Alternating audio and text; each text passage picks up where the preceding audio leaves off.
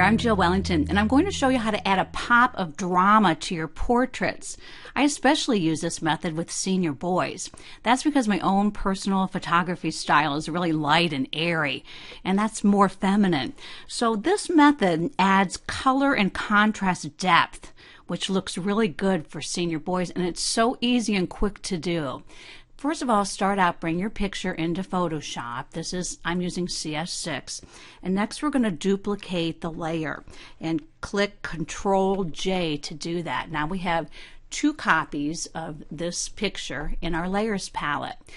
Now go up to our filter, click on blur and Gaussian blur. And we're going to use this slider, move it up until it's blurry. We want it to be fairly blurry, but we can still see his outline. There really is no perfect setting for this. Just play with it. I'm just going to put this at 44 pixels, and that looks good. I'm going to click OK.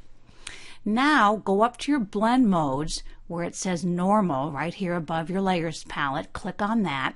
And now we're going to play around with several of the different types of blend modes and see which one we like best. First we'll try overlay. And overlay gives a lot of depth and contrast. I really like this one. Let's look at before and after. You can see it really adds a punch of drama.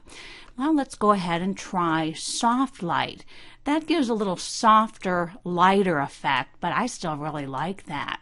Now let's try hard light, another pretty dramatic change in the picture. And also try vivid light, which that adds a lot of color and vibrancy. And let's look at the before and after of that. But you can also play around with the opacity slider for any of these blend modes.